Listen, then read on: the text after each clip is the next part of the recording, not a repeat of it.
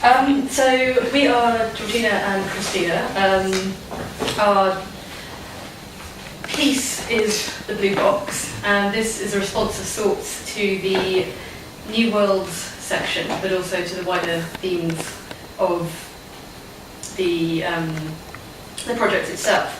Some of the aspects of the New Worlds brief we were taking some issues with were notions around the values of human civilization, uses of the phrase "we are naturally" when referring to humanity, and notions of diversity and richness as well. Let's see what we can hear.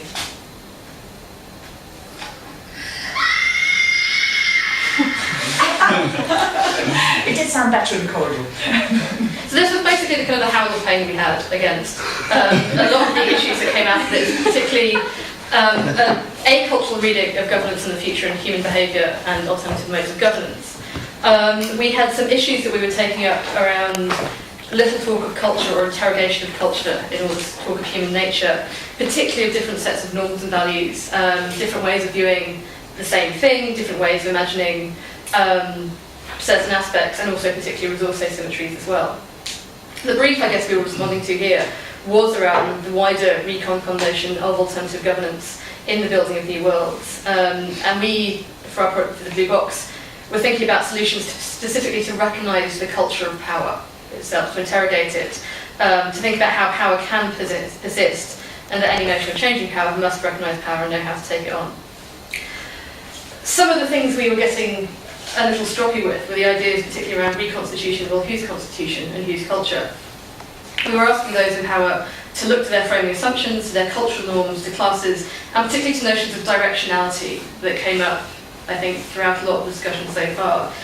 If we talk about things like more perfect networks, well, who are they more perfect for? If we're talking about collective well-being, these are values imposed onto them. From our position, both as people who have worked through the policy process, we know that to get anything into governance has to stick it through some kind of framing tunnel. There are hoops that you have to jump through, positions that you have to get to, power that you have to embody and take on. And we recognise that these exist in all forms of governance. We recognise that forms of evidence get incorporated into power and policy and governance in strange and skewed ways. And we were asking those in power to recognise what has been done to you in this funnel, this funneling through various power structures that gets you into governance.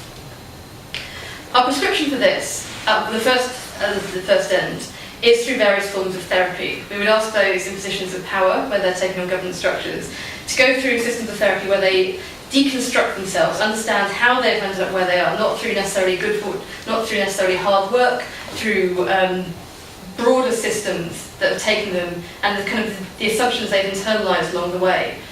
We're challenging the idea here that we're not just thinking about human behaviour as being rational or irrational, but we're thinking about the value judgments that get placed onto this. We're also challenging here the assumption that everyone can participate in these forms of governance, and that to do so all we need is skills as well.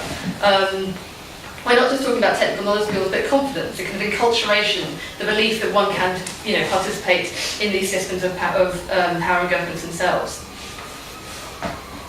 So first we ask for therapy. The second thing we ask for is role play.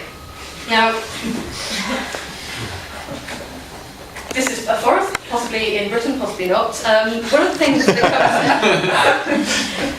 we argue is that coming out of something like large action role play, live action role play, is that we can think of it as a form of citizen participation. It's not just enough to have skills, for example, to know how to code, to know how to do forms of accountancy and to do forms of, to have other kind of technical and knowledge skills. There's also the skills, the knowledge, the power that comes with self-confidence and belief in oneself to be able to engage in certain systems. We recognise this as performance, not gamification, which implies some kind of normative systems of winning and reward. And we recognise that skilling up in itself can be a form of reputation signalling and enculturation. So what we argue is, whilst for those insistent who are kind of higher in the food chain from the system of power, to get to deconstruct themselves and think about how they've got to where they are, interrogate what they think and how they've come to the value judgments that they are. We ask that those lower down the system can also engage in actions of role-playing systems where they can learn what these systems of power look like, enculturate themselves in them, but also think about whether they would want to participate. This is the big thing. Now to do this, we argue for shipping containers. These are ubiquitous, they have multiple meanings imposed onto them, which importantly gives us multiple perspectives, and particularly part of the global economy.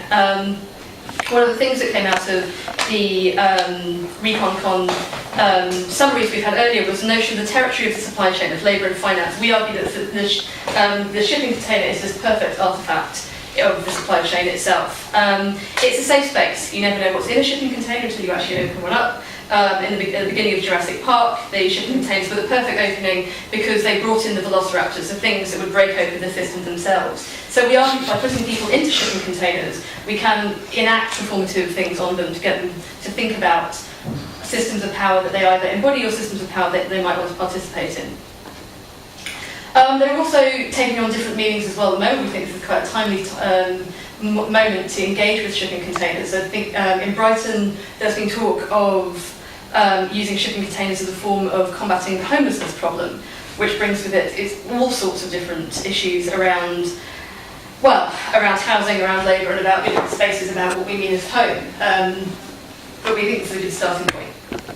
So, what we're arguing for is these shipping containers be placed out, in every locale and systems of governance, in local villages, and in cities, in housing estates, wherever we can put them. We want blocks and blocks and blocks of shipping containers. For those who are kind of potentially lower down in systems of power, we argue that people can enter the shipping containers and have in them a whole virtual world where they can role play through different kind of systems of power to see how they would enact if they were, for example, in Houses of Parliament. What norms and cultures are there. It's a safe space when they can do that. We also argue for shipping containers themselves to be placed outside the systems of power themselves, as Downing Street, as places where politicians and would-be politicians can go into the shipping containers and again find themselves deconstructed through some fairly heavy therapy to think about what they have done to get themselves to where they are there and what systems they have carried to take them up to that point. We also, again, recognise that power itself is particularly embodied in private systems as well as government, so we argue as well for these shipping containers be placed in pretty much every corporate institution that we can think of, so that also as well representing spaces where there is lower down the food chain and higher up in the food chain. And again, the nice thing about a shipping container is it is quite literally the blank blue box. You don't know when you're going with the shipping container or whether you're being sent in to kind of to have all your power assumptions deconstructed or to learn how to engage with systems of power themselves. So they're not stigmatised spaces, they're simply neutral blue boxes where we argue people can learn how to recognise the culture of power and engage with it as well. That was our line. Thank you very much.